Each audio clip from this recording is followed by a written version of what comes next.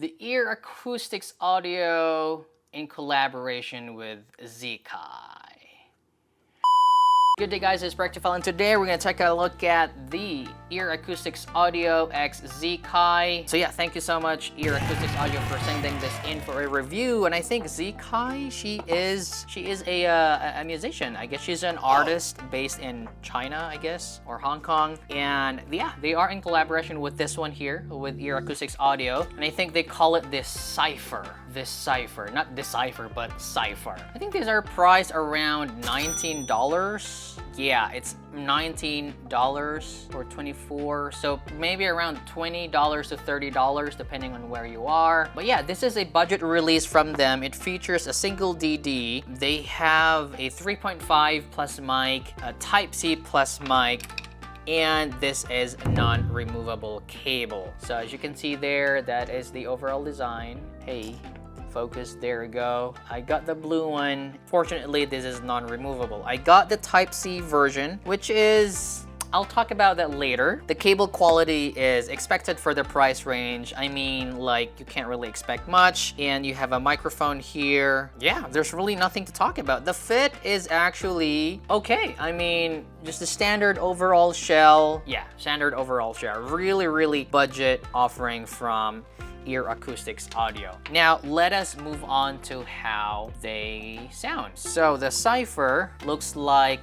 that one over there. As you can see, let me overlay my balance target right there. So as you can see, this is very much like the old V-shaped before. There's an elevated mid-bass, like and a sharp cut around 1000 hertz, and then a rise, and then that's it. Just V-shaped, balanced, like old school sounding IEM. So the tonality is actually really fun, engaging actually. The mids are a little bit, not really recessed, but they're a little bit colored because of the elevation there on the mid bass. I don't really hear a lot of peaks or treble peaks in there. There is a coupler peak around 8K. You know, it's not really that smooth, but at least it's also not fatiguing because of the overall bass presentation in there. Bass is, again, it's more mid-bass focus, so it renders, you know, like music to be really engaging. For this price, of course, for this price, you don't really see a lot of texture in there because, you know, like it's more mid-bass focus. It's more on the punch and slam, which is, you know, which is fun in certain genres of music. Mids are a little bit colored. They're not really that recessed. They have good presence because there's an elevation there in the gain, so they sound okay. They sound nice. I don't really hear any unnatural timbre, especially with the instruments. They sound okay, although a little bit colored because, again, you can see that there are peaks and dips there in the upper mids and the treble. As far as the treble is concerned, again, you don't really hear a lot of, I mean, it's not really that they're not well extended. It's just really an overall fun sound that just, you know, it just fits the signature quite okay. Now, for me, with this kind of sound for $20, this is actually good. But the problem is, I don't know if my unit is their intended tuning, because when I look at other people's graphs on the Cipher, it is actually different. Say for example, we have Paul, and we go to Paul Wasabi's Cipher, and his Cipher graphs like that one. You know, it looks like it's sub-bass over mid-bass, and then like really peaky in there. If we go to Danny, awesome Danny, it's the same thing, sub-bass over mid-bass, and really peaky as well. JTiz, same thing. Sub-bass over mid-bass, really peaky upper treble. I can't find any other graphs that looks like this one here. I mean, like if I had listened to their sets like that graph, I wouldn't have reviewed this, really, honestly. But then again, I'm not sure if what they have is the Type-C or the 3.5. I think they have the 3.5, but even if they have the 3.5, Paul actually has the DSP version, and it's the same thing. It's the same thing. It looks like their unit. I don't know if it has filters, if it has different in filters. I don't know what the difference is. So, you know, like, although my unit really sounds good, I can't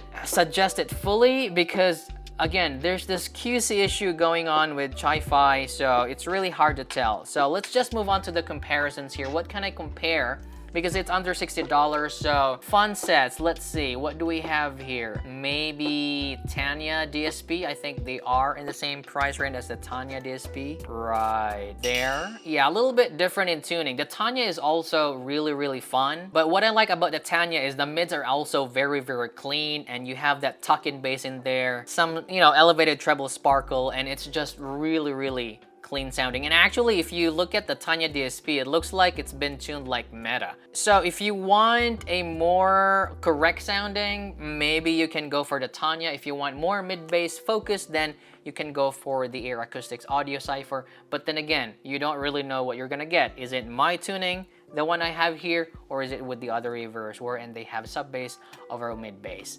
Another one would probably KZ stuff, maybe the ZVX right there with KZ. So as you can see there, the ZVX has more prominent sub-bass, so it's sub-bass over mid-bass. They kind of like cut around the same area in there, but it also looks like the Cipher has more mid-bass elevation, and the mid-bass is more pronounced on the Cipher because it doesn't have a lot of sub-bass, so it's just more emphasized on the Cipher.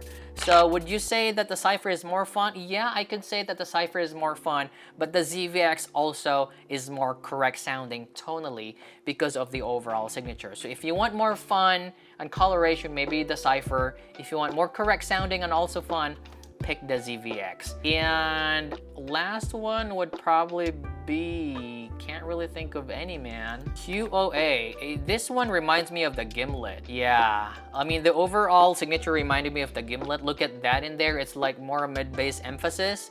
Gimlet is more expensive. It's, I think, around $50. And it also has more treble sparkle. But then again, this is a budget release, right? I just said, like, the graph reminded me of this one here. So the Gimlet is very musical because it has good balance of, you know, bass and treble elevation, and it's colored but it sounds nice. And if you think that you want a beater set that kind of like sound the same, then maybe the Audio Cipher, the EarAcoustic Audio Cipher is for you. My message to the viewers, if you want a budget sound, I'm not really sure though, like, because again, you don't, again, with the tuning that I have here compared to other reviewers, it seems like there is a discrepancy on their releases, which one is really the right tuning. So it looks like my unit has the right tuning filters, if that makes sense. So hopefully you get this one here if you're really interested. My message for the company, please focus on